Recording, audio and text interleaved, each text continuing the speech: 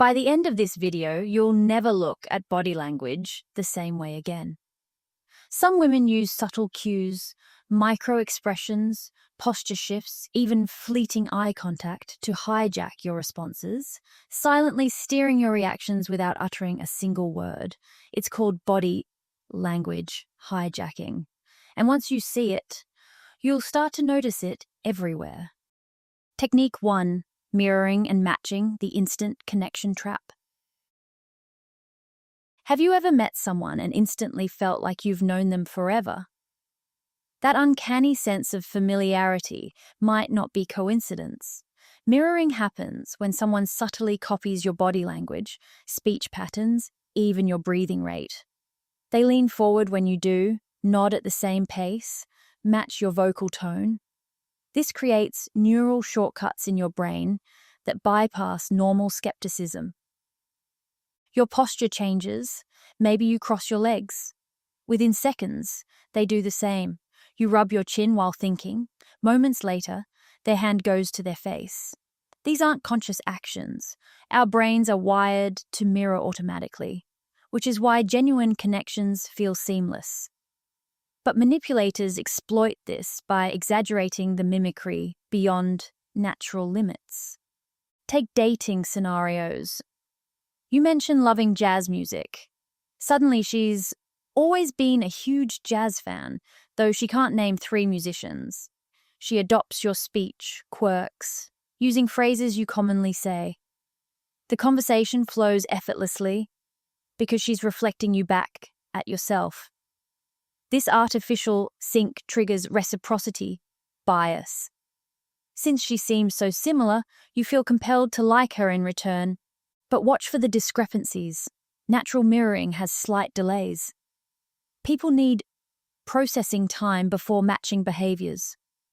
Forced mirroring happens too quickly, like an echo with no pause. You scratch your nose, and her hand immediately flies to her face. The timing feels rehearsed rather than organic. Pay attention to baseline behavior. Everyone has natural gestures they default to when relaxed. If these personal tells suddenly disappear when she's with you, replaced by perfect copies of your mannerisms, that's a red flag. Authentic people retain some individuality even while building rapport. Listen for vocal matching. Does her speaking pace and tone shift unnaturally to match yours? People naturally converge, somewhat during pleasant conversations, but dramatic changes suggest calculation. If her usual fast speech slows down exactly to your measured pace, be cautious. Watch for inconsistent knowledge. Mirrored interests should have depth. If she claims shared hobbies, but can't discuss basic details, that's imitation without substance. Say you mention enjoying sailing. Authentic interest would ask about boat types or favorite sailing locations rather than generic agreement. Notice physical space dynamics. Natural mirroring maintains comfortable personal distance. Manipulators often invade space while mirroring to intensify the false intimacy. She may lean closer than acquaintances normally would, while copying your gestures. Spot check with deliberate movements. Try adjusting your posture in an unusual way, like resting your elbow on the table at an odd angle. If she copies this unnatural pose perfectly, that's a strong indicator of forced mirroring. Most people would subtly adapt unusual positions into more natural versions. The key defense is slowing down. Instant connections feel magical, but real trust builds gradually. When you notice excessive mirroring, create small tests. Change the subject abruptly. Introduce an opinion you don't actually hold. Manipulators will often mirror these false cues, revealing their strategy. Practice observing people's baseline behavior when they're not focused on you. How does she sit when talking to friends? What's her natural laugh like? These unguarded moments provide comparison points for spotting performative mirroring later. Authentic people remain recognizable across different situations. Focus more on content than delivery. Charming mannerisms can distract from what's actually being said. Ask yourself, beyond the comfortable feeling, is this person sharing meaningful substance? Are they revealing genuine thoughts or just reflecting yours back? Pay attention to how connections develop offline. Digital communication filters out physical mirroring cues. If someone seems dramatically different in person, suddenly matching all your physical mannerisms, that disconnect suggests manipulation. Real compatibility shows across all contexts. Most importantly, trust consistent actions over momentary feelings. The gut sense of connection matters, but lasting relationships prove themselves through time. If someone seems too perfectly matched to you right away, pause and look closer. True compatibility reveals itself gradually, through shared experiences that can't be faked with mirroring tricks. These observations help distinguish natural rapport from calculated technique. Now let's examine how silence can become another subtle pressure tactic in conversations. Technique 2, the silent countdown. Why pauses pressure? You know that feeling when a conversation suddenly stops and the silence stretches just a little too long? Your palms might get slightly damp. You start reorganizing thoughts in your head, wondering if you said something wrong. That discomfort isn't accidental. It's psychological pressure in its purest form. The silent countdown works because our brains are wired to interpret silence as a problem needing fixing. Studies show most people can't handle more than 4 seconds of quiet in conversation before feeling compelled to speak. Manipulators exploit this by pausing strategically after questions or statements. It's like an invisible timer starts ticking in your mind, pressuring you to fill the void. Take job interviews. You finish answering a question, and instead of moving on, the interviewer just stares. No nod, no interesting, just silence. Within seconds, you're backtracking, adding qualifications, sometimes even undermining your original point, all to end the discomfort. Interrogators use this exact tactic to get suspects to talk. The silence isn't passive, it's an active tool steering the conversation. Here's how it plays out in dating or social situations. She asks a seemingly casual question. What do you look for in a relationship? You respond briefly, then silence. Not the comfortable kind between friends, but a weighted pause that feels like evaluation. Without realizing it, you start expanding on your answer, revealing more than intended. Each additional detail is mined from you by quiet pressure, rather than genuine interest. The psychology behind this is rooted in our need for social validation. When someone withholds verbal or nonverbal feedback after we speak, it triggers mild panic. Did they disapprove? Misunderstand? The easiest way to relieve that anxiety is to keep talking, to over-clarify until we get some response. Skilled manipulators maintain this dynamic by providing just enough intermittent reinforcement to keep you on the hook. Notice the timing patterns. These pauses never come at natural conversation breaks.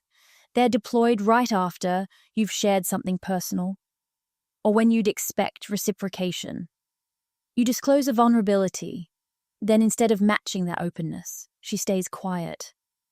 The imbalance pressures you to compensate, to keep sharing until the scales feel balanced again. Body language amplifies the effect. When combined with an expectant head tilt or unblinking eye contact, silence becomes even more potent. You're not just facing quiet, you're being studied. That perceived scrutiny makes people rush to justify, explain, or retract statements. Police use this dual technique during interrogations. Prolonged silence, plus intense staring breaks, resistance faster than threats. Spotting the tactic starts with recognizing your own physical reactions. Does your heartbeat pick up during these pauses? Do your sentences start trailing off uncertainly? Those are signs someone's steering you with silence rather than engaging authentically. Authentic conversations have natural ebbs and flows, not strategic withholding of response. Countering the silent countdown requires retraining your comfort with stillness.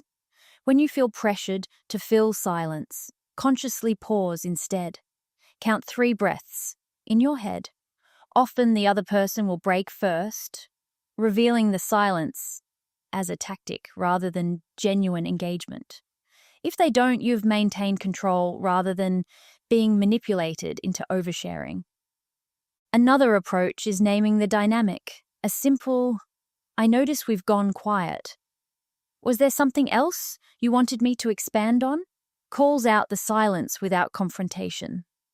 This shifts the pressure back onto them to either engage meaningfully or admit they were prompting you for more information. Most importantly, it disrupts their planned rhythm. Pay attention to context. In some cultures, conversational pauses are normal and comfortable. The issue arises when silence feels intentionally weaponized, when it's paired with expectant body language or used disproportionately after your disclosures rather than theirs. Healthy dialogue has roughly equal participation, not one person routinely withholding response to extract more from the other. Practice comfortable silence in low-stakes interactions first. With cashiers, baristas, or colleagues, deliberately leave space after they speak instead of jumping in. This builds your tolerance for quiet, so when someone tries to pressure you with silence, you're unfazed. The more comfortable you are with pauses, the less power they have to manipulate you. Key phrases to watch for as precursors. "Tell me more about that," followed by unnatural quiet, or the classic, "go on." With no further engagement, these are verbal cues that silence is coming. Your signal to stay measured rather than rushing to comply.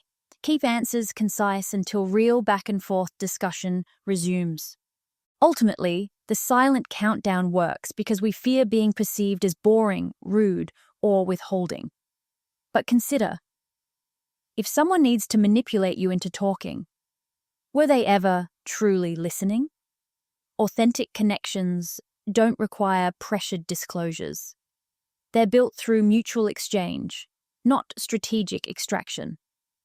Recognizing this tactic allows you to pause and ask yourself, am I speaking because I want to, or because this silence feels unbearable? That moment of awareness is where manipulation fails. You reclaim the power to decide when and how much to share. Now let's examine how something as seemingly positive as compliments can become another subtle control mechanism. Technique 3, validation loops, the compliment hook. That compliment that made you feel unexpectedly good. Have you ever stopped to wonder why it landed so perfectly? Validation loops start with praise that seems tailored just for you, creating an instant dopamine hit that makes you want to please the person giving it. This isn't accidental. When someone zeroes in on your specific insecurities or aspirations with flattery, they're not just being nice. They're laying groundwork for influence. Consider how this plays out in dating. She notices you mentioning your passion for cooking once, and suddenly you're the most creative chef she's ever met. The praise feels good because it targets something you care about, but that specificity serves a purpose. Now, when she asks for favors, "You're so good at this, could you help me move next weekend?" You're more likely to say yes. The reciprocity bias kicks in. They've given you validation, so you feel compelled to give something back. Work settings show this pattern clearly. A colleague constantly praises your presentation skills right before asking you to cover their shifts. The compliments seem supportive at first, but you eventually realize they only appear when they need something. Research shows people comply with requests 34% more often after receiving personalized praise. That's not coincidence. It's calculated. The dopamine effect explains why this works so well. When we receive compliments matching our self-image, our brain releases dopamine, the same chemical released during pleasurable activities. This creates a subconscious link between the person giving praise and feeling good. Manipulators exploit this by timing their flattery right before making requests. So your brain associates them with positive feelings. Spot the patterns in manipulative praise. Generic compliments like, "You're amazing," lack power, but statements like, "You're the only one who really understands me," trigger deeper responses. Watch for praise that escalates quickly, from "nice shirt" to "you have impeccable taste" in one conversation. Authentic compliments remain consistent over time, while validation loops intensify to maintain the same dopamine effect. Listen for conditional phrasing. "You're so generous," unlike most people, implies your continued generosity proves her right. This ties your identity to compliance. Similarly, backhanded compliments work here.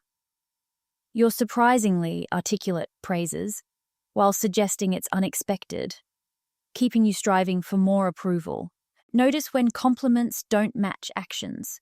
She calls you incredibly perceptive, but dismisses your concerns about her behavior, or says you're her closest confidant while keeping major life events secret.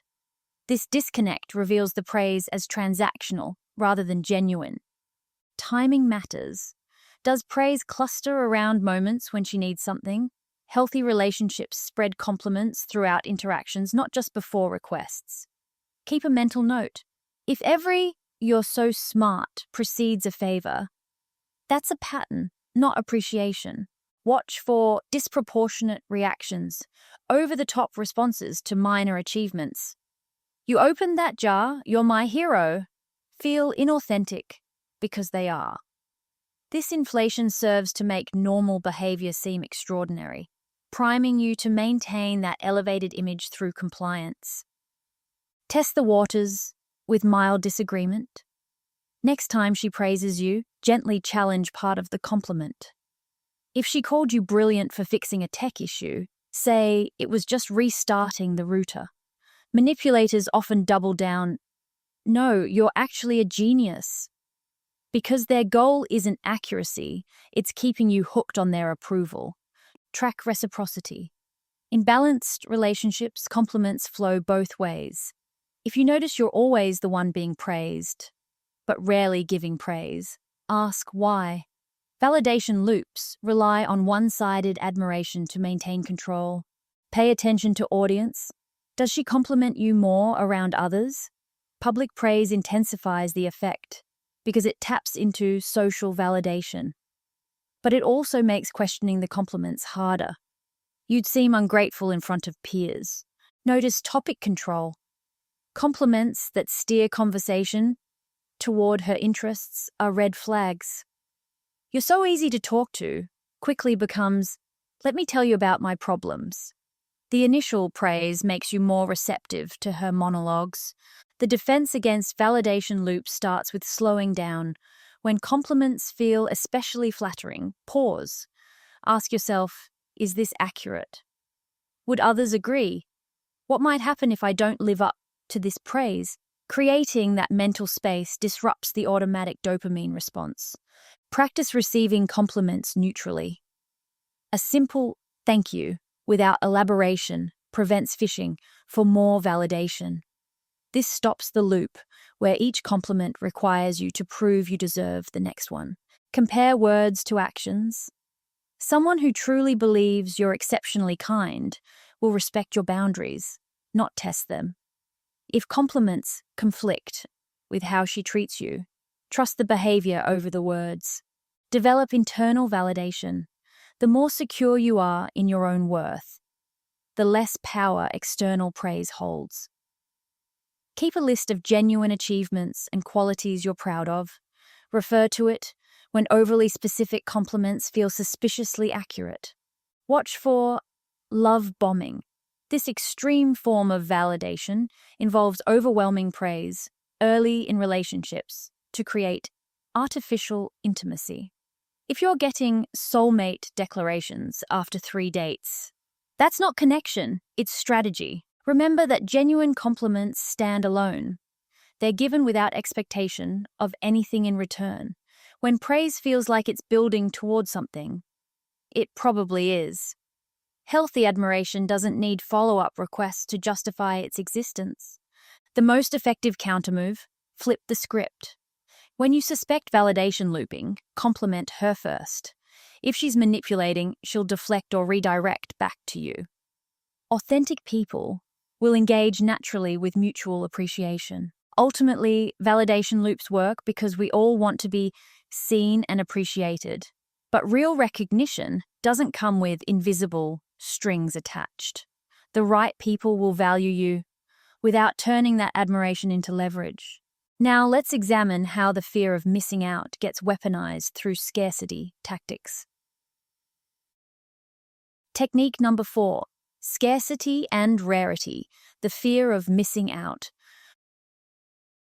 When someone mentions they have limited time or attention to give you, does it make you want those things more? That reaction isn't accidental. Scarcity plays on a basic human instinct. We value things more when they seem rare or hard to get. In relationships, this gets twisted into a tactic to create false urgency, pushing you to act before thinking. Take dating scenarios. She says, "I'm usually so busy, but I'm making an exception for you." On the surface, it feels flattering, but there's an implication here. Her time is scarce, so you'd better act fast. This triggers a fear of missing out, making you prioritize her over other options. The less available she seems, the more you chase, even if that scarcity is manufactured. The psychology behind this is straightforward. Studies show people rate identical products as more valuable when told supplies are limited. The same principle applies to relationships. When affection or attention gets framed as scarce, we perceive it as higher quality. Manipulators know this. They hint at packed schedules, other suitors, or fleeting opportunities to make you anxious about losing access to them. Work environments show the same patterns. A coworker might say, "I can only help with this project today," even when their calendar is empty. That artificial deadline makes you rush decisions you'd normally consider carefully. The tactic works because urgency bypasses rational thought. We focus on securing the thing we might lose, rather than questioning whether it's worth having. Watch for how scarcity escalates. Early interactions might involve small hints. "My weekends book up fast." Later, it becomes explicit. "If you don't commit now, I can't promise I'll be available." Each step tightens the pressure, training you to respond quickly to avoid missing out. Note how the scarcity always centers on their time or attention, never yours. That imbalance is intentional. Digital communication magnifies this. On dating apps, profiles boasting about too many matches or barely having time to respond use scarcity to seem more desirable. Messaging becomes intermittent, long delays between replies with explanations like, "So many people are messaging me." These are calculated moves to increase perceived value through artificial rarity. Listen for conditional framing. "I'd love to see you this weekend, but," implies the opportunity could vanish. The but does the heavy lifting, suggesting you're competing against invisible others for their time. Even simple phrases like, "I'm really in demand lately," plant seeds of scarcity without direct pressure. Body language reinforces the message. Checking their phone during dates while mentioning how someone else keeps texting them. Sighing about how busy they are while scanning the room. These nonverbal cues amplify the idea that their attention is a limited resource you're lucky to get. Spot the inconsistencies. Does their calendar miraculously open up when they want something from you? Someone truly overwhelmed wouldn't suddenly become available the moment it benefits them. Track patterns. If scarcity only appears when you're setting boundaries or moving slowly, that's manipulation, not genuine busyness. Test the scarcity. Next time they say they're swamped, respond supportively. Sounds stressful. You should focus on handling that. If they backpedal, well, I can make some time. You've caught inconsistency. Real scarcity doesn't flex based on convenience. Understand the fear they're exploiting. FOMO targets our ancient wiring. In ancestral environments, missing out on resources could mean starvation or danger. Today, the stakes are lower, but the panic response remains. When someone makes their affection seem scarce, it triggers that primal fear of exclusion from something vital. Compare digital to real-world behavior. Does their crazy, busy social media persona match reality? People truly stretched thin, don't have time to post about it constantly. Curated online scarcity, packed schedule, often conflicts with actual availability offline. Notice emotional spikes. Scarcity works best when paired with intermittent reinforcement, just enough positive attention to keep you hopeful. After days of too busy to meet, a sudden burst of affection trains you to chase those highs, ignoring the overall pattern. Pay attention to goalpost moving. First, it's, I can only do weeknights. Then after you adjust, it becomes, actually, only late weeknights. Gradually shrinking availability increases perceived value while lowering your expectations. You start feeling grateful for crumbs. Watch for exclusivity plays. I don't usually open up like this, suggests emotional access is limited, making you overvalue their vulnerability. This tactic pairs manufactured scarcity with fake intimacy. Two manipulation techniques in one. Track reciprocity. Healthy relationships balance availability. If you're always working around their limited time, while they never adjust for yours, that's control, not circumstance. Real connections find mutual solutions, not one-sided sacrifices. Practice time assessment. Keep a log of actual time spent versus claimed scarcity. Over weeks, patterns emerge. Someone genuinely busy will have clear reasons, work deadlines, family obligations. Manipulative scarcity stays vague. Things came up without specifics. Reclaim your own scarcity. The antidote to their fake limitations is your real boundaries. Saying, I'm only free these days, shifts the dynamic. If they genuinely value you, they'll work with your limits. If not, their reaction reveals the tactic. Question the value. Even if their time is genuinely scarce, does that automatically make it valuable? Rare doesn't always equal worthwhile. A person's consistent qualities matter more than their fluctuating availability.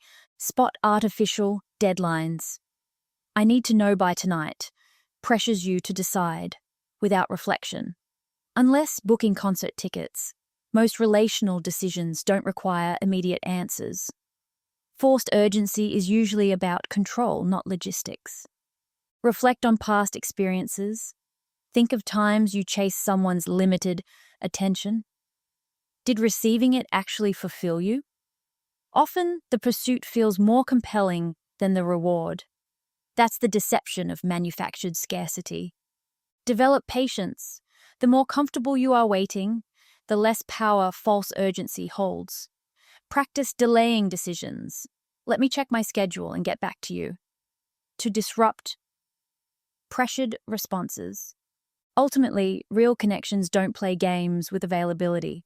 People who value you make consistent effort, not strategic withdrawals. The right relationships feel expansive, not like something you're fighting to keep. Now let's explore how small distortions in conversation can lead to bigger doubts about your own perception. Gaslighting Lite.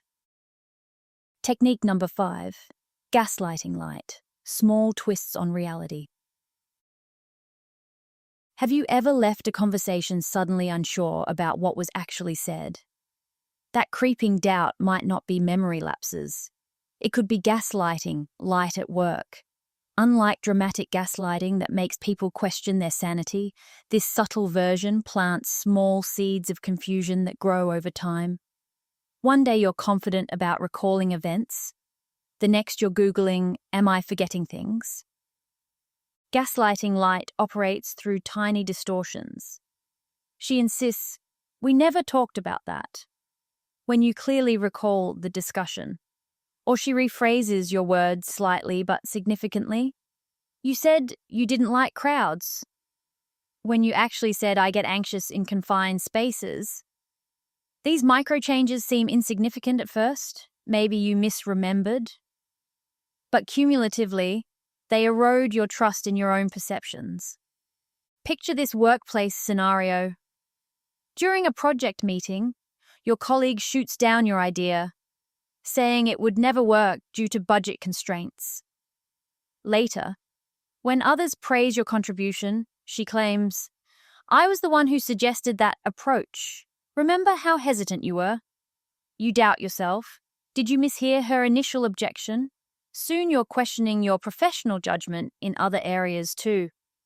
The APA Dictionary of Psychology defines gaslighting as manipulation that makes people doubt their reality. The term comes from a 1938 play where a husband manipulates his wife into questioning her perceptions. Modern gaslighting, Lite uses softer tactics, but the goal remains the same: to destabilize your confidence in recalling events accurately. Listen for these common phrases. "That's not what happened." "You're imagining things." "I definitely wouldn't say that." Or, "You always twist my words." These aren't just disagreements. They're systematic reality corrections meant to make you defer to their version of events. Notice correction patterns. Does she mostly correct you about things favoring her position? Selective clarification, where only certain details get challenged, suggests manipulation. If she never disputes events showing her in positive light, but constantly revises unflattering ones, that's gaslighting Lite. Watch timelines shift. Yesterday's promise becomes, "I never committed to that today."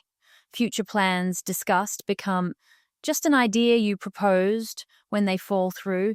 These incremental edits to shared history make you increasingly dependent on her account of what really occurred. Pay attention to trivial disagreements. She insists you took cream in your coffee last Tuesday when you never do. This small stakes misremembering tests your willingness to accept alternate realities before moving to bigger distortions. Track escalating doubt. First, you question single recollections. "Maybe I did say that." Then you start doubt your general memory. "I am getting forgetful." Eventually, you mistrust your judgment entirely. "I can never get stories straight." Gaslighting. Lite's power lies in this gradual progression. Spotlight shifting is another red flag. When confronted with contradictions, she deflects. "Why are you focusing on tiny details instead of the big picture?" This redirects attention from her false claims to your purported overreaction. Body language reinforces the tactic. A pitying head tilt, when correcting you, implies concern about your faulty memory. Dramatic sighing suggests exasperation at having to constantly set the record straight. These cues make resisting the alternate narrative feel like unreasonable stubbornness. Digital gaslighting adds new dimensions. She claims texts were never sent, or meanings were misunderstood. You must have imagined that DM becomes harder to dispute when platforms allow message deletions, preserving only one side of exchanges. Social gaslighting introduces witnesses. Ask anyone. They'll tell you how it went down. Except these third parties weren't there for the actual conversation. Just the revised version, she later shared. This manufactured consensus isolates your experience. The damage compounds over time. Initially questioning specific memories grows into chronic uncertainty. Studies show repeated exposure to gaslighting can create measurable cognitive impairment as victims spend excessive mental energy second-guessing rather than processing information. Counter strategies start with documentation. After important conversations, write bullet points in your phone notes. Dates, key statements, agreed actions, not for confrontation, but for personal verification when doubt creeps in. Practice grounding phrases. When reality feels shaky, my recollection is, states your position without debate. Let's agree. We remember differently, acknowledges the discrepancy without conceding, your version is wrong. Preserve evidence naturally. When planning via text, avoid switching to calls, unless necessary. Written records prevent later distortion of agreements. If discussing in person, follow up with confirmation messages. Great chatting earlier. Just confirming we agreed on X date. Neutral in tone but protective in function. Pay attention to correction frequency. Healthy relationships have occasional memory mismatches. Frequent reality revisions, especially one-sided ones, suggest manipulation. Keep a simple tally, if unsure. Test with neutral observers. Casually ask mutual connections. How did you interpret that situation? Without leading them, if multiple people validate your memory, trust those consistent accounts over isolated contradictions. Watch for personal digs disguised as concern. You've been so stressed lately, it's probably affecting your memory, pathologizes normal disagreement. Real concern would involve checking in about your well-being, not using it to win arguments. Track topic patterns. Does reality bending only happen around certain subjects, like past conflicts or her promises? Selective distortion reveals which truths she feels threatened by. Rebuild confidence in your perceptions. Spend time with people who affirm your experiences. Volunteer projects involving witness testimonials or documentation-heavy work can help recalibrate your trust in observation skills. Understand the fear driving gaslighting Lite. People distort reality to avoid accountability, maintain control, or preserve self-image. Recognizing these motivations helps depersonalize the behavior. It's about their insecurity, not your unreliability. Slow down conversations when you feel confused. Wait. Let me think back. Give space to assess. Before accepting revisions, manipulators rush these moments. Secure people allow reflection. Notice differences from healthy clarification. Normal people say, I remember it differently, while remaining open to joint reconstruction. Gaslighters insist, that's definitely wrong, shutting down collaborative truth-finding. Develop alternative accounts. When possible, maintain independent friendships and activities untouched by the dynamic. These provide reality checks when primary relationships feel cognitively destabilizing. Ultimately, trust your consistent impressions over revised histories. The human brain is imperfect, but not constantly deceptive. If multiple situations leave you similarly confused, look for systemic explanations rather than assuming personal deficiency constantly. Like watching an optical illusion resolve upon closer inspection, pattern recognition makes manipulation tactics visible instead of disorienting. The moment you can reliably distinguish disagreement from reality distortion is when gaslighting Lite loses its power over you. Psychological manipulations continue by keeping targets off balance. Now let's examine how emotional highs get exploited in bait and switch tactics. Technique number 6. Emotional anchoring. The bait and switch. That unexpected compliment that made your chest feel warm, did it come right before she asked for a favor? Emotional anchoring works by pairing positive feelings with requests, making you associate agreement with pleasure. It's why you might say yes to things you'd normally refuse. Not because you changed your mind, but because your brain wants to keep the good feeling going. Take this common scenario in relationships. She spends 20 minutes praising your thoughtfulness, how you always know just what she needs. Then, as you're smiling from the validation, she asks if you'd mind handling her share of the rent this month. In the moment, refusing feels like rejecting not just the request, but the positive identity she just affirmed. That's the trap. You're no longer deciding based on the favor's merits, but on the emotional high that preceded it. Sales professionals use this constantly. A car dealer spends an hour being your best friend, laughing at your jokes, relating to your struggles, before revealing the unfortunate price hike on your dream vehicle. The emotional connection makes the bad news feel personal, like rejecting the deal would disappoint a friend. Studies show this approach increases compliance by up to 40% compared to leading with the request. Classical conditioning explains why this works.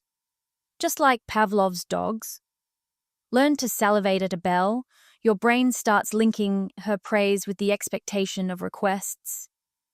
Eventually, the compliments alone trigger a defensive posture. You brace for the incoming ask. This conditioning becomes so strong that even her genuine compliments might make you tense, wondering what she'll want in return. Watch the timing patterns. Emotional anchoring isn't random, it follows predictable sequences. First comes the anchor, unusually intense positivity like exaggerated compliments, sudden physical affection, or effusive gratitude. Then comes the switch, the request that seems disproportionate to the initial goodwill. Notice whether kindness always seems to have strings attached. Track reciprocity. Healthy relationships balance giving and receiving. If her affection consistently appears right before demands, but she's absent when you need support, that's transactional bonding, not real care. Keep a mental note. How often do her emotional highs align with her convenience versus yours? Listen for conditional framing. You're so understanding, unlike my ex who refused to help, ties your identity to compliance. The implication? If you say no, you're no longer the understanding person she described. This leverages what psychologists call identity bonding, linking your self-concept to specific behaviors she desires. Notice physical cues. Touch often accompanies emotional anchoring. A warm hand on your arm during compliments, then lingering as she makes her request. This tactile reinforcement strengthens the emotional association, making refusal feel physically uncomfortable. Digital versions exist too. A flurry of heart emoji messages might precede a request to borrow money. The visual positivity creates the same anchoring effect as in-person praise. Screen interactions lack physical tells, but the emotional blueprint remains identical. Beware the emotional bank account metaphor. Some manipulators frame relationships like ledgers. I've done so much for you, implying you're in deficit when they want something. Healthy connections don't keep score with emotional IOUs. Test the waters by delaying responses. Next time a request follows intense positivity, say, "Let me think about that." Watch her reaction. If she grows cold or implies you're ungrateful, that reveals the kindness was currency, not care. Genuine people respect consideration. Consider the ask's size relative to the build-up. Small requests might warrant quick positivity. You're great at organizing. Can you tidy the desk? But when someone spends 30 minutes praising your generosity before asking you to co-sign a loan, that disconnect signals manipulation. Practice emotional compartmentalization. When flooded with positive feelings, consciously separate them from decisions. Ask yourself, if she hadn't just said all that, would I still agree? This mental division protects against impulsivity. Develop physical tells. Your body often knows before your mind. That tightening in your stomach during effusive praise? Pay attention. Physical discomfort can signal your subconscious recognizes manipulation before your conscious mind does. Document patterns. Jot down instances when requests follow emotional highs, dates, what was said, favors asked.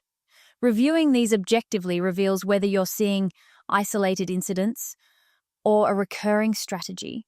Reframe your thinking. Rather than seeing refusal as rejecting her kindness, view it as asserting healthy boundaries.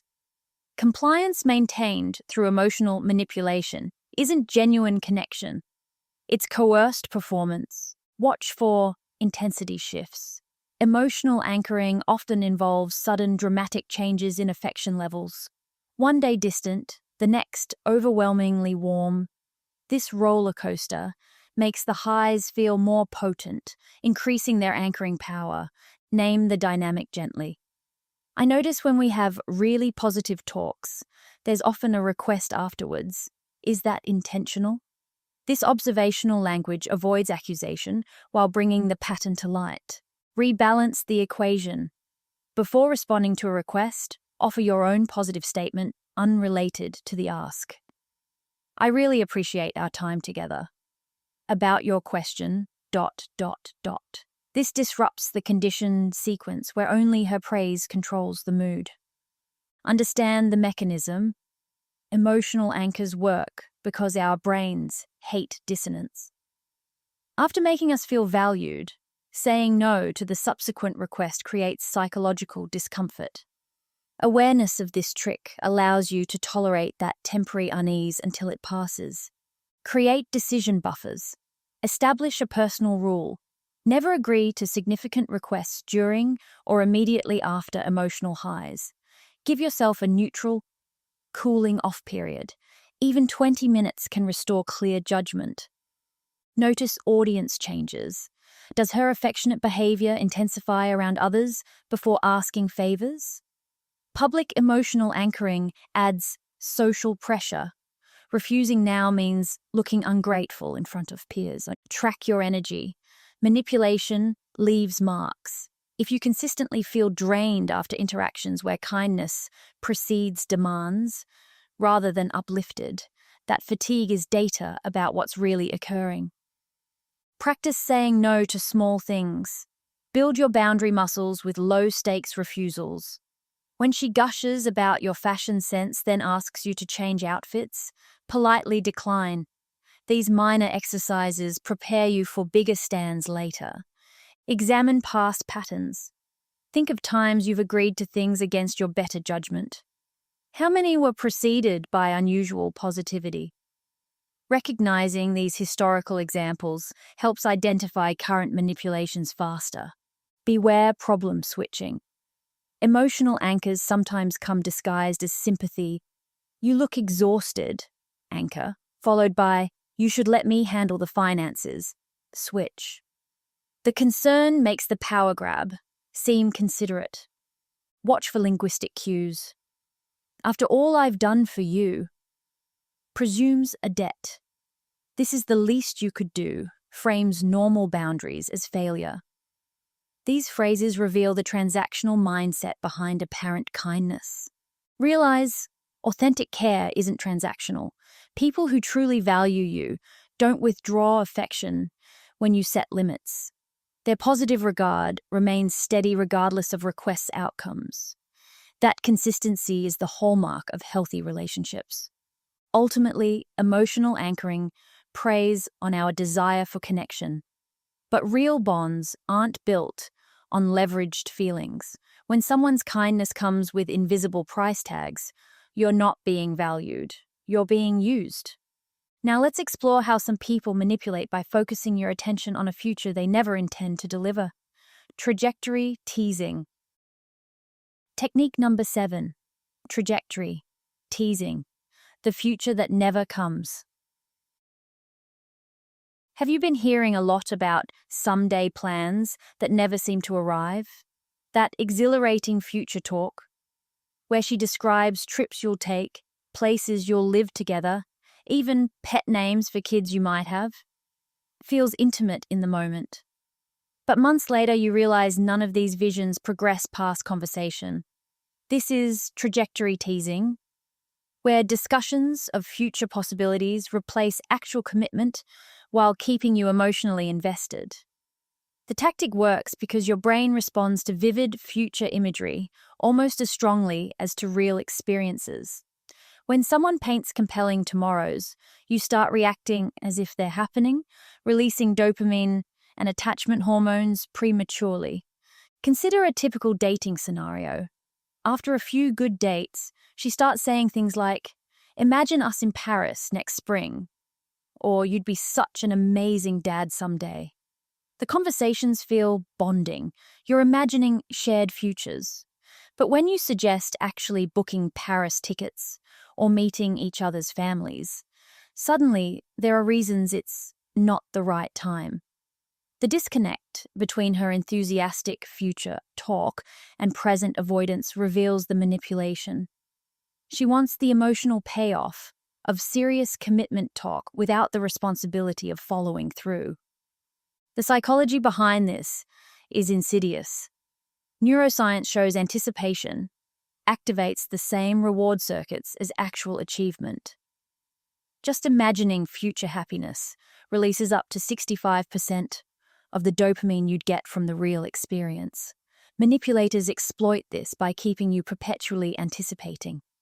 Each new "we should" or "one day we'll" gives another hit of emotional reward, making you feel bonded even as actions remain absent. Like a donkey chasing a carrot, you stay motivated by what's always just ahead. Empty future talk often follows recognizable patterns. Early on, it's vague possibilities. Wouldn't it be fun to... During the honeymoon phase, specifics emerge. Next summer, let's rent a cabin in Colorado. Once you're hooked, the promises escalate. "I can't wait to marry someone like you." But attempts to plan these events meet delay tactics. Let's see how things go first. This gradual escalation, without follow-through, trains you to associate the relationship with potential rather than reality. Watch for these red flags. Conversations about the future always happen at her convenience, never yours. She brings up long-term plans during intimate moments, but changes the subject when you try making concrete arrangements. Future talk increases after arguments, a way to smooth things over without addressing present issues. Most tellingly, the imagined tomorrows paint her in flattering roles: loving partner, successful professional, while remaining conveniently distant. Notice how plans stay comfortably ambiguous. "We'll travel together" lacks destinations or dates. "I want kids someday" avoids discussions of parenting, approaches, or timelines. This vagueness protects her from accountability since nothing was technically promised.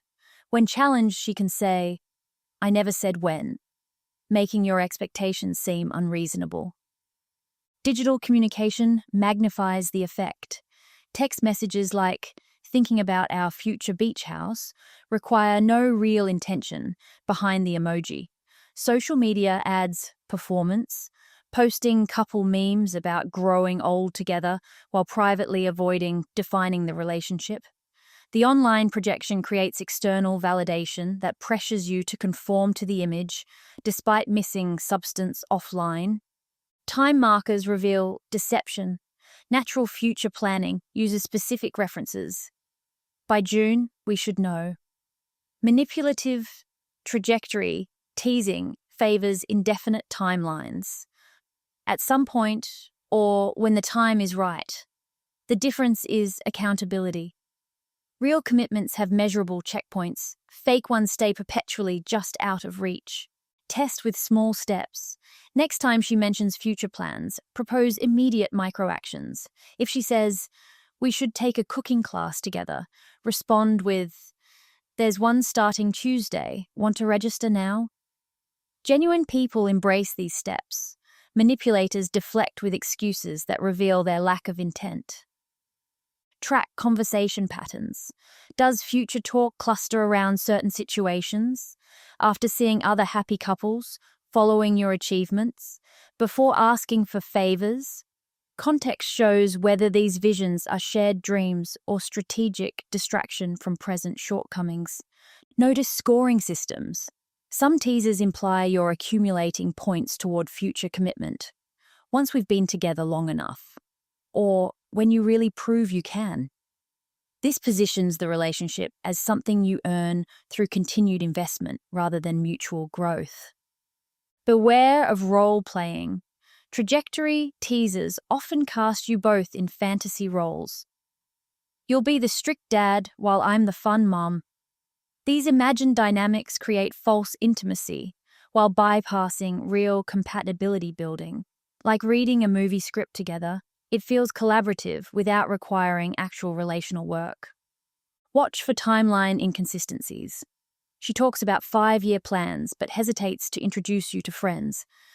This mismatch between distant future visions and present avoidance exposes the deception. People genuinely planning lives together don't withhold basic relationship recognition. Consider the balance of planning. In healthy relationships, both parties contribute ideas about the future. If she's the sole architect of these visions, dictating how things will be without your input, that's control, not collaboration. Assess emotional labor. Who carries the weight of unfulfilled promises? If you're constantly anticipating while she remains unaffected by delays, that one-sided investment suggests manipulation. Functional relationships share both the excitement of plans and responsibility for realizing them. Practice present moment awareness. Catch yourself when future fantasies trigger current attachment. Ask, what is actually happening between us today? Ground in verifiable reality. How she treats you now matters more than what she claims will happen eventually. Document promises versus actions. Keep a simple log of future plans mentioned and whether steps were taken. Over time, patterns become undeniable. People who truly intend shared tomorrows will have a record of working toward them. Create decision deadlines. For important relationship milestones, set personal time limits. If someday about moving in together hasn't become, let's start looking in 6 months, reevaluate. Healthy relationships progress. Stalled ones stay in perpetual preview mode. Require proportional investment. Before emotionally committing to someone's future visions, notice what they're investing in the present. Time, vulnerability, compromise.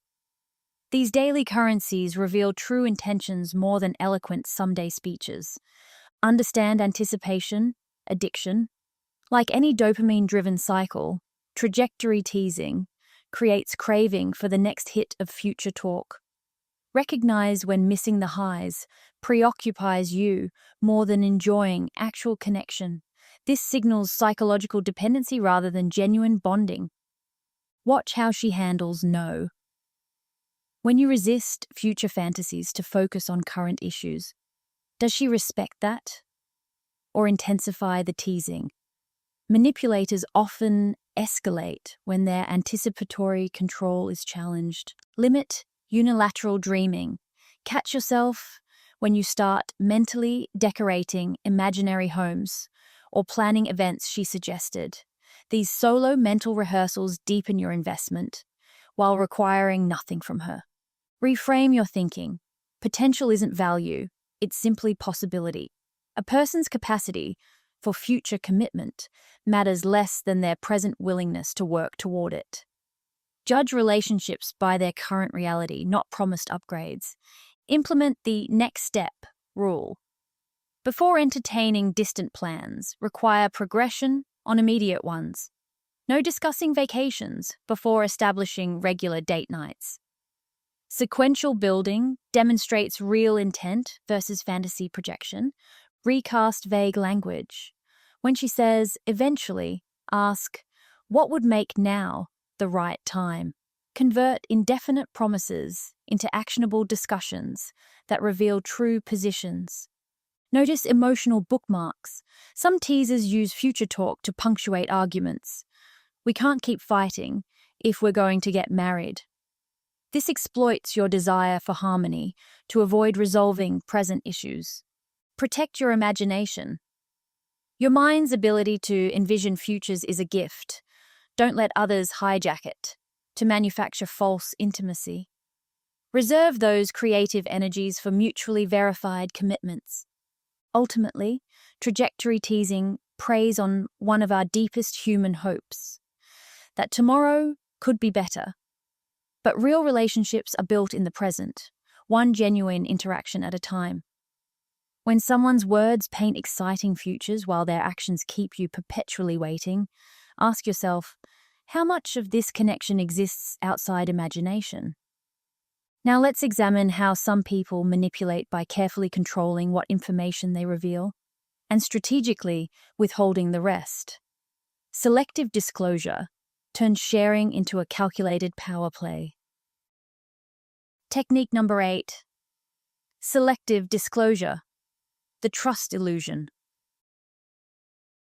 Why do some people share just enough personal information to make you feel connected, yet always leave you wanting more?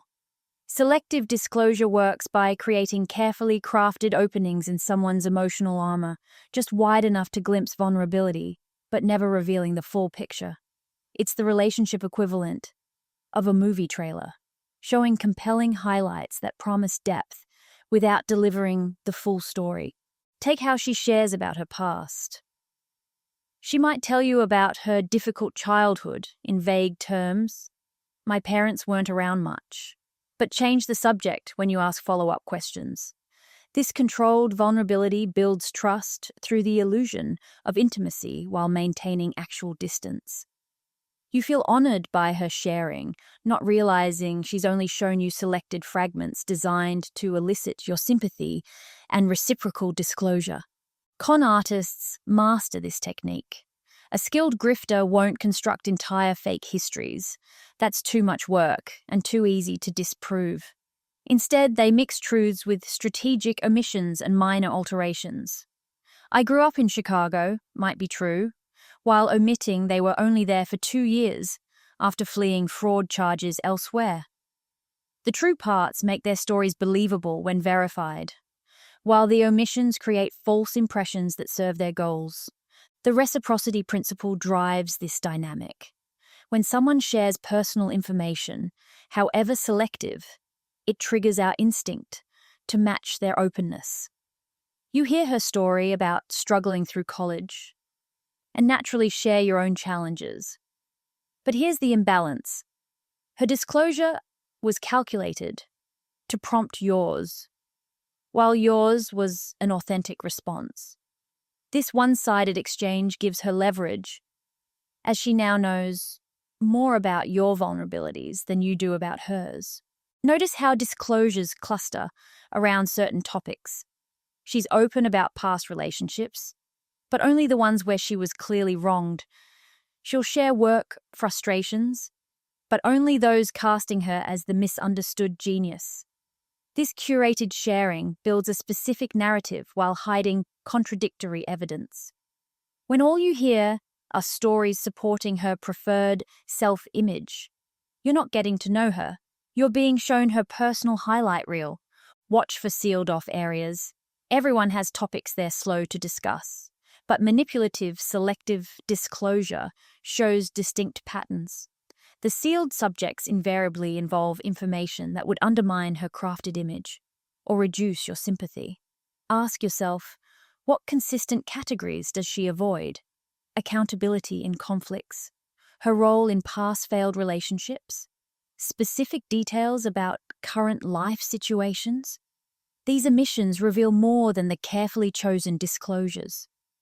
Digital communication amplifies this. Text messages allow perfectly edited vulnerability, long emotional paragraphs shared at strategic moments, then radio silence as you respond.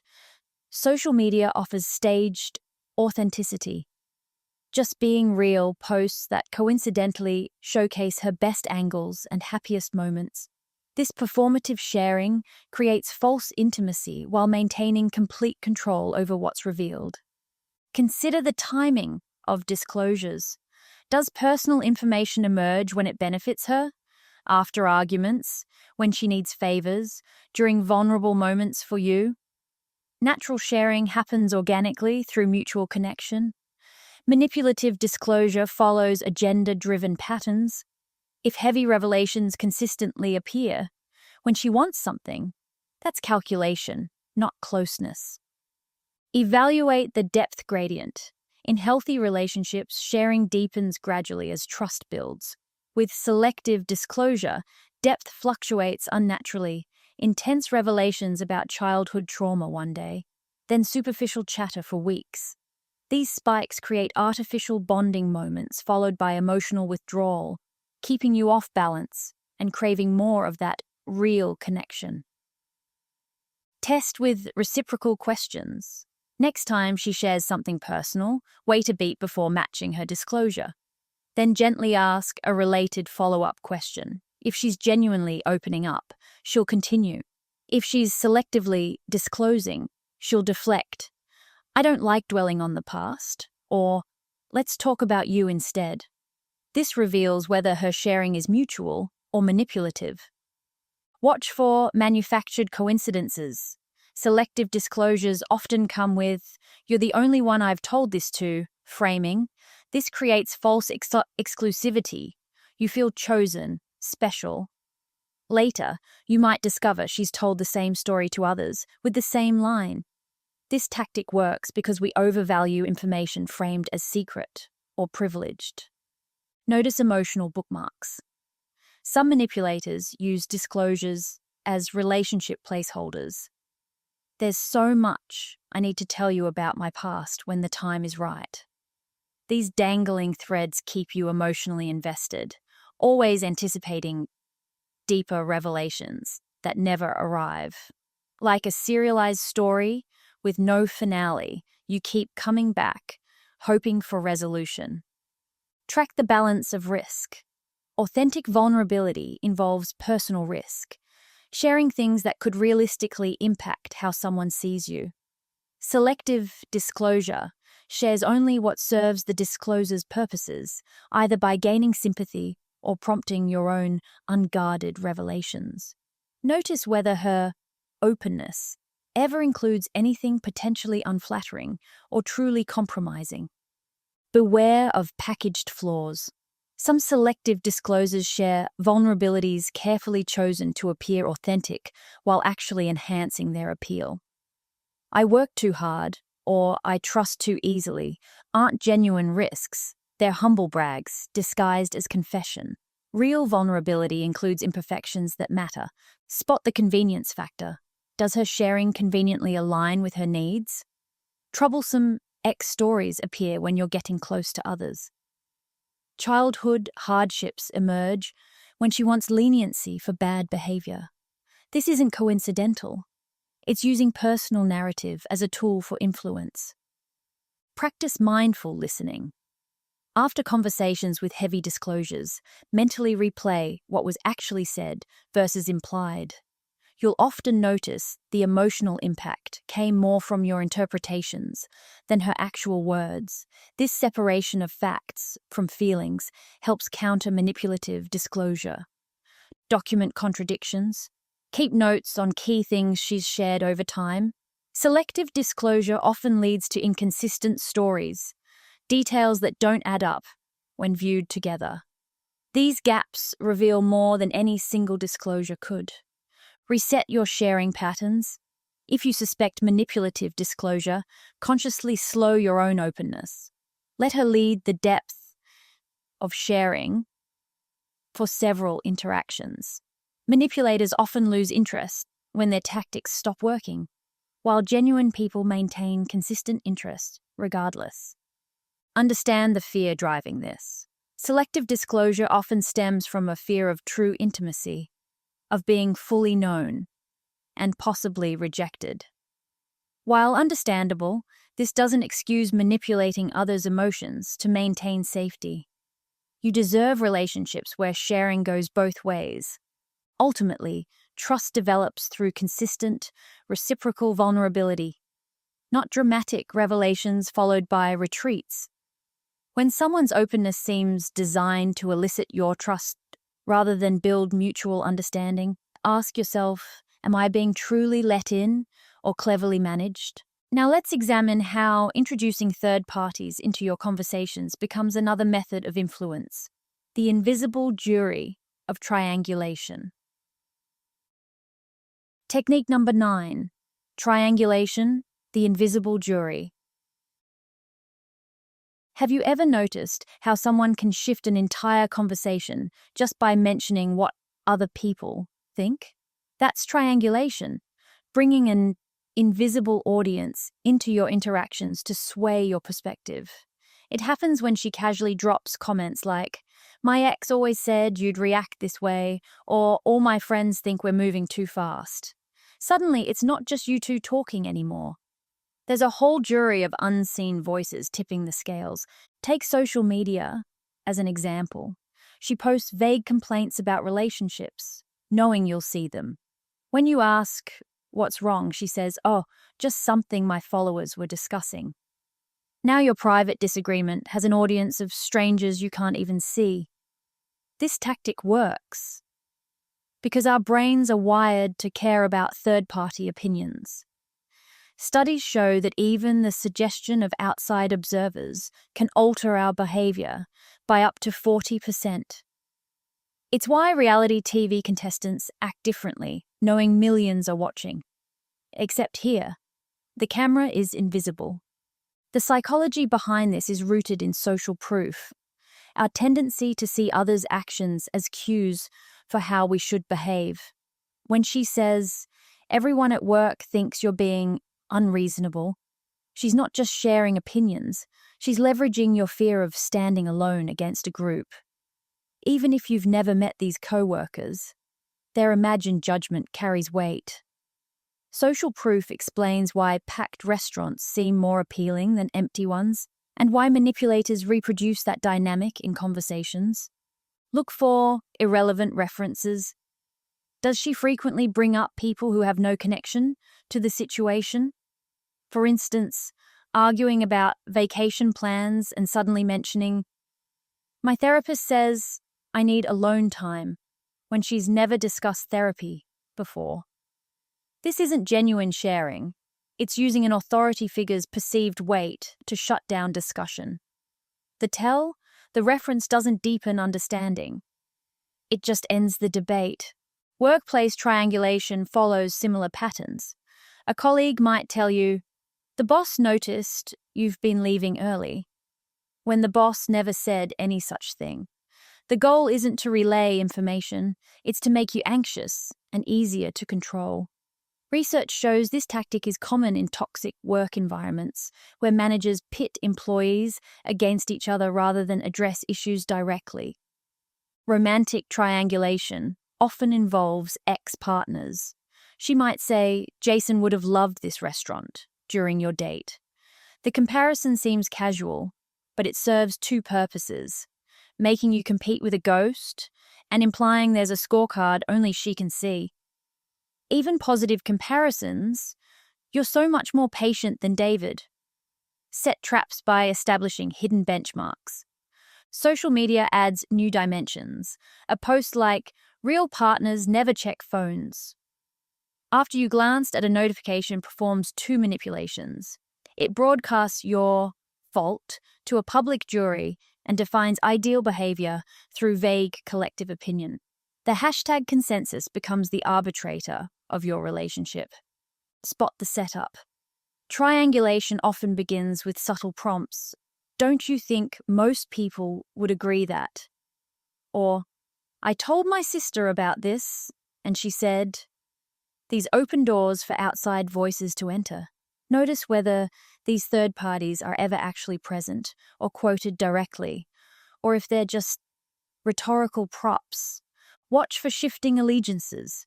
One day, her best friend totally supports your relationship. Next week, that same friend supposedly has serious concerns. These changing reports aren't about truth. They're about keeping you off balance. The uncertainty makes you work harder for approval from both her and these shadow judges. Notice audience shifts. Does her behavior change when others enter the room? A private conversation about splitting bills fairly suddenly includes her roommate saying, "Yeah, Mark has never nickel and dimed me." The addition of witnesses changes the power dynamic instantly. Now you're not just disagreeing with her, but potentially looking cheap in front of others. Listen for pronoun games. We all feel, who's we? People are saying, which people?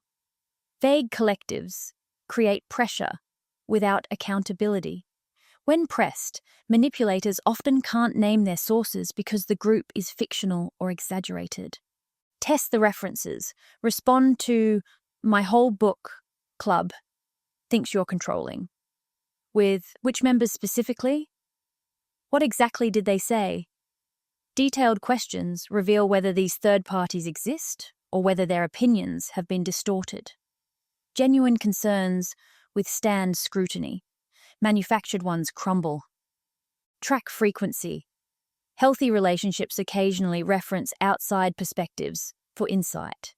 Manipulative triangulation uses them constantly. Every disagreement brings a new chorus of invisible critics. Over time, you start anticipating these phantom judges in every conversation. Beware of compliment sandwiches. "My mom adores you, but she did notice how you interrupted me." Framing criticism between praises makes it seem more valid. But the real trick is invoking parental approval as social proof.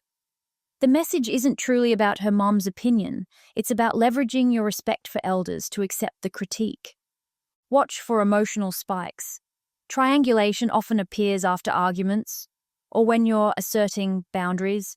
Suddenly, mutual friends are worried about you, or her coworker thinks you're being harsh. These strategic disclosures aim to make you second-guess your stance by invoking imagined consensus. Notice imbalance. Are her references always one-sided? Her friends weigh in, but yours never do? Your brother's opinions are interfering, while her sisters are just looking out for us? This selective use of outsiders reveals the tactic. It's not about fairness, but control. Practice source checking.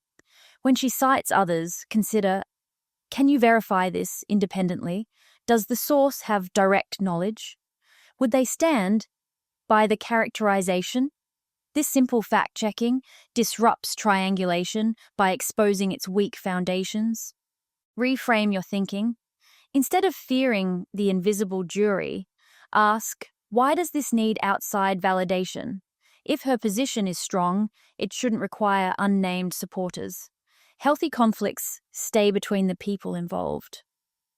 Set boundaries on third-party involvement. I'd prefer we keep our disagreements between us, stated calmly, reclaims the conversation.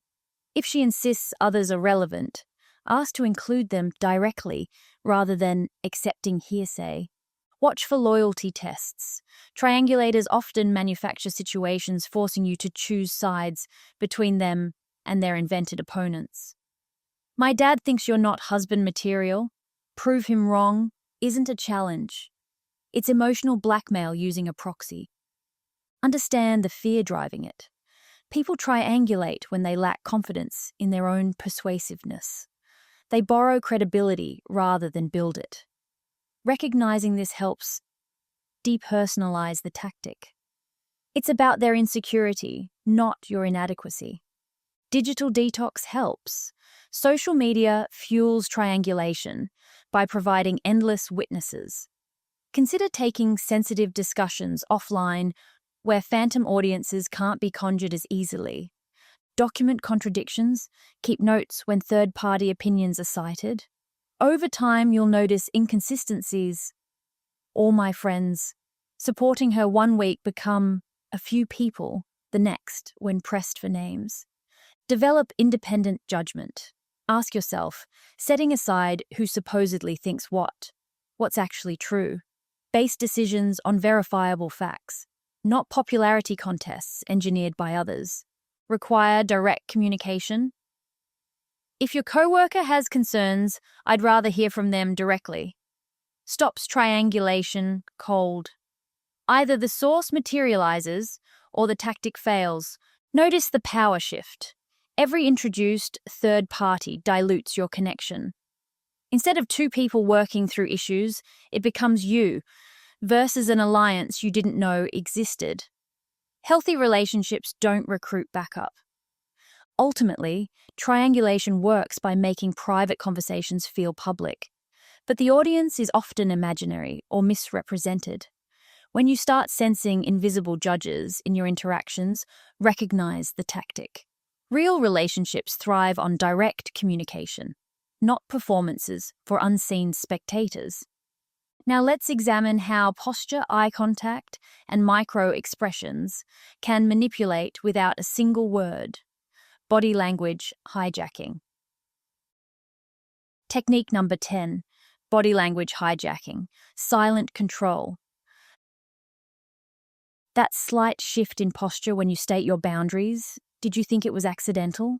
Body language hijacking uses physical cues to steer conversations without words.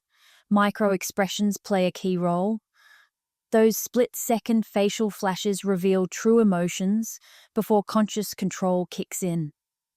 Dr. Lillian Glass notes that when someone's words say one thing, but their body says another, that mismatch creates tension you unconsciously absorb, prompting behavior changes you didn't decide on. Picture a salary negotiation. You present your expected raise clearly. Across the table, the hiring manager leans back abruptly, crossing arms while verbally agreeing. That closed posture contradicts their words, triggering subtle panic. Your confidence wavers. Before realizing it, you're backtracking, unless that figure seems high. Their body planted doubt without uttering a single counter-argument. Studies show nonverbal signals influence decision-making 12.5 times more than verbal ones in such scenarios. Posture changes during vulnerable moments prove especially potent. When discussing relationship needs, watch for sudden adjustments, turning shoulders away while nodding, or angling feet toward exits during serious talks. These micro-retreats transmit discomfort your brain registers as danger signals. The effect? You soften requests, rush through difficult topics, or abandon positions altogether to ease the visible tension. Facial micro-expressions work similarly. You mention future plans together. Her mouth smiles, but eyes remain flat for 0.3 seconds.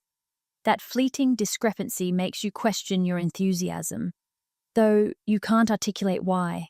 Research indicates we detect these contradictions at subconscious levels, experiencing them as unease rather than conscious recognition. Over time, this erodes confidence in your perceptions. Gaze patterns manipulate too. During disagreements, some individuals hold prolonged eye contact just past comfortable limits. This calculated stare isn't about connection. It's a dominance display triggering submission responses. Your physiological reaction, increased blink rate, slight head lowering, happens automatically unless trained otherwise. Then there's strategic touch. A hand on your arm during concessions lowers resistance through oxytocin release. But note when it occurs, always when you're standing firm, never when she's accommodating you. This selective physical contact conditions you to associate giving in with warmth. Space invasions follow patterns. People manipulating through body language often move into your personal zone during key points, leveraging cultural norms about politeness. You tolerate the closeness to avoid seeming rude, while your brain interprets proximity as agreement pressure. Watch for this during important asks. They'll literally close the gap as they make requests. Mirroring turns sinister here. Unlike natural rapport building, calculated mimickers copy only positive cues. Your smiles, while avoiding negative ones, your frustrated exhale. This selective reflection trains you to suppress unattractive emotions around them, a form of behavioral shaping through omission. Breathing synchronization matters. Some manipulate by subtly matching, then slowing their breathing to yours during disagreements. This biological mirroring creates false calm signals. Your body reads their controlled tempo and downgrades emotional responses without conscious input. Object interactions reveal tactics, playing with jewelry when you're speaking, indicating distraction, putting on glasses to review your reasonable request, implying scrutiny. These performed actions plant suggestions without verbal challenges. Hand gestures can steer decisions. Watch for illustrators, movements that emphasize points, versus manipulators, like self-touching that signal discomfort. When someone's arguments come with excessive illustrators, sweeping hand motions, but their torso leans away, that's conflicting data your brain struggles to reconcile, often defaulting to trusting the physical over the verbal. Feet position discloses intent. People genuinely engaged angle toward conversation partners. Those feigning interest keep feet turned toward exits or frequently shift weight between them. Your subconscious picks this up as leave me signals, shortening interactions without overt rejection. Nodding patterns influence speech. Strategic head nods during your sentences, especially quick double nods, act as speech accelerators, pressuring you to talk faster, think less, and reveal more. Real listeners nod at natural thought completions, not mid-sentence. Clothing adjustments shift power. Removing a jacket during negotiations signals comfort. Suddenly buttoning it when you make strong points indicates closing off. These wardrobe micro-movements subtly frame your words as threats needing armoring against. Temperature plays a role. Someone complaining of coldness during your valid arguments isn't always seeking warmth. Lowered body temperature accompanies defensiveness. By attributing it to room conditions, they avoid addressing real discomfort with content. Tears deserve scrutiny. Genuine distress shows in full-face tension and gradual build-up. Calculated tearing often appears suddenly with controlled facial posture. A tool to short-circuit conflict through guilt rather than resolution. Defending against these tactics starts with grounding. When you notice physical unease, pause to ask, is this feeling coming from the conversation content or their body language? Create separation between their non-verbal signals and your reactions. Practice non-reciprocal positioning. If someone invades your space, don't retreat. Hold position while adjusting stance sideways. This maintains boundaries without aggressive confrontation.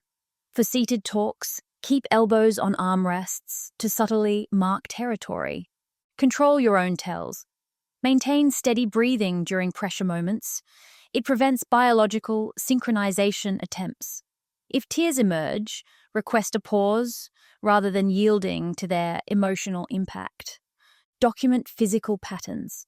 Note when body language shifts occur relative to discussion topics. Over time, you'll spot manipulation, rhythms. Certain stances always precede major asks. Particular expressions follow boundary statements. Develop verbal tunneling.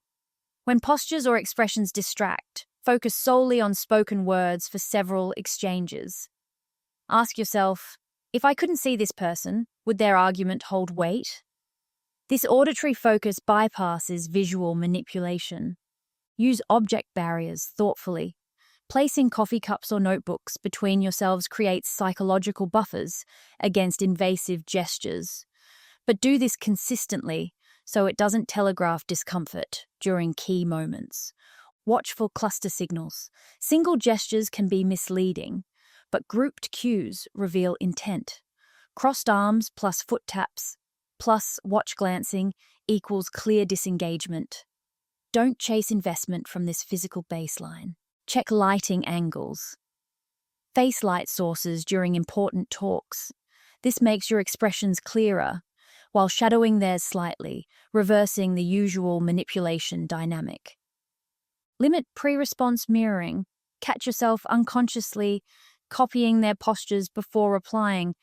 This acceptance stance undercuts disagreement. Consciously differentiate your position first. Time your physical shifts. Change positions after their important points, not during. This prevents your movements from being misread as agreement indicators. Prepare exit cues. Have phrases ready for body language overwhelm. I need to stretch my legs. Let's revisit this in 5 minutes. Physical resets prevent accumulation of nonverbal pressure. Ultimately, recognize that body language should clarify communication, not contradict it. When postures and expressions consistently conflict with words, you're not misreading signals. You're being sent 2 messages simultaneously, so you'll accept the more convenient one. The solution isn't decoding every twitch, but insisting on verbal clarity. Now let's consider why these manipulations succeed most when we don't recognize them as tactics. The danger isn't in encountering influence attempts, but in mistaking them for natural interactions. That moment when you spot the difference is when their power weakens. Conclusion: the most dangerous manipulations slip past our defenses precisely because they don't look like attacks. That subtle hesitation, when you question a memory, the quiet discomfort during strategic silences, these are the moments where influence works best. Awareness disrupts that process. Now that you recognize these tactics, you'll start spotting them in conversations, relationships, even professional settings. Think back. How many times have you felt confused or pressured without knowing why? That discomfort wasn't accidental. It was the signal of these hidden strategies at work. Recognizing them changes everything. You're no longer reacting to invisible forces, but understanding the mechanisms.